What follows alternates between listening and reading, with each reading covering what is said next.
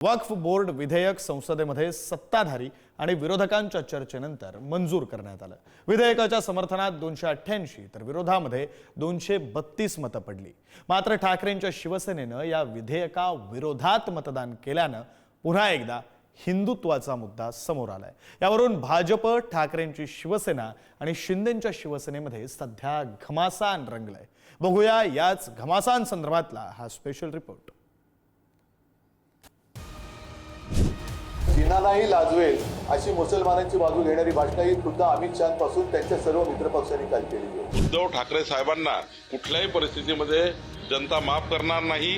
काय बोलायचं, काय निर्णय घ्यायचा, काय करायचं हे सुचत नसलेलं उभाटा नेतृत्व। वक्फ सुधारणा विधेयकावरून उद्धव ठाकरे आणि भाजपात चांगलीच जुंपली आहे। ठाकरेंच्या शिवसेनेनं या विधेयकाविरोधात मतदान केलं। मात्र हे विधेयक मुस्लिमांच्या भल्याचं असल्याची मांडणी भाजप नेते करतायत। मग हिंदू विरोधी कोण असा सवाल विचारत ठाकरेंनी भाजपलाच डिवचलंय। चीनालाही लाजवेल अशी मुसलमानांची बाजू घेणारी भाषणं खुद्द अमित शहापासून त्यांच्या सर्व मित्रपक्षांनी काल केलेली आहे। मग हे बिल नेमकं मुस्लिमांच्या विरोधात आहे का मुस्लिमांच्या बाजूने आहे?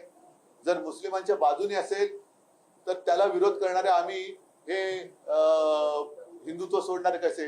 कारण मुसलमानांची ज्या पद्धतीने तुम्ही काल बाजू मांडले की गरीब मुसलमान को ये होगा, मुस्लिम महिलाओं को ये करेंगे, अमुक करेंगे, तमुक करेंगे, मग हिंदुत्व आम्ही सोडलं का तुम्ही सोडलं? हिंदू हृदय सम्राट बाळासाहेब ठाकरेंचे विचार हे उद्धव ठाकरेंनी सोडलेले आहेत। आणि आता तर हे काँग्रेसचे विचार मान्य केल्याचा अजून एक पुरावा हा उद्धव ठाकरेंनी महाराष्ट्र जनतेसमोर ठेवला आहे। आता उद्धव ठाकरे साहेबांना कुठल्याही परिस्थितीमध्ये जनता माफ करणार नाही। ठाकरेंच्या शिवसेनेची खरी ओळख हिंदुत्ववादी अशी आहे। मात्र वक्फ सुधारणा विधेयकाविरोधात उद्धव ठाकरेंच्या खासदारांनी मतदान केलं। त्यामुळे भाजपासह शिंदेंच्या शिवसेनेचे नेते उद्धव ठाकरेंवर तुटून पडतायत। मात्र त्यावरही उद्धव ठाकरेंनी सडेतोड प्रत्युत्तर दिलंय। वक्फ बोर्डातील काही सुधारणा चांगल्या आहेत, त्यांचं स्वागत। मात्र भाजपाचे दाखवायचे दात वेगळे आणि खायचे दात वेगळे आहेत। वक्फच्या जमिनीवर सत्ताधाऱ्यांचा डोळा आहे। वक्फ बोर्डाची जागा त्यांनी बुलेट ट्रेनला दिली।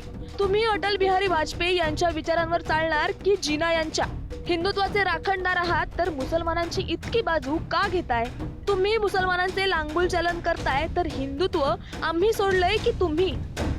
जर आम्ही हिंदुत्व सोडलं असं कोणाचं म्हणणं असेल, काही बाडग्यांचं म्हणणं आहे असं की आम्ही हिंदुत्व सोडले, जरा गद्दार जे गाणं गाजलं गद्दार, त्या गद्दारांचं म्हणणं जर का असेल की आम्ही हिंदुत्व सोडलं, मग काल तुमच्या आजूबाजूला जी मुसलमानांची तारीफ चालली होती तेव्हा तुमच्या शेपट्या कुठे गेल्या होत्या? तेव्हा तुम्ही काय सोडलं होतं? लाच सोडली होती, लज्जा सोडली होती का? तुम्ही बोलला नाही की आम्ही बाळासाहेबांचे विचार मानणार आहेत, आम्हाला हे मान्य नाहीये, ही तुमची त्यांची चाललेली भलामण आहे, हे लांगुल चालन आहे, हे आम्ही मान्य करू शकत नाही, म्हणून आम्ही यातून बाहेर पडतो। का बोलला नाही तुम्ही? ते म्हणतात की वक्फ बोर्ड बिल आणि हिंदुत्वाचा काही संबंध नाही। ते म्हणतात आमचं वक्फ बिलाला विरोध नाही, भाजपच्या ढोंगीपणाला विरोध आहे। म्हणजे अतिशय गोंधळलेल्या परिस्थितीमध्ये काय बोलायचं, काय निर्णय घ्यायचा, काय करायचं हे सुचत नसलेलं उभाटा नेतृत्व काल दिसलं। वक्फ सुधारणा विधेयकावरून ठाकरेंची शिवसेना आणि शिंदेंच्या शिवसेनेत चांगलीच जुंपलीये। दोन्ही पक्षांचे खासदार एकमेकांवर अक्षरशः तुटून पडतायत। भारतीय जनता पक्षाला स्वतःची आयडिओलॉजी नाही।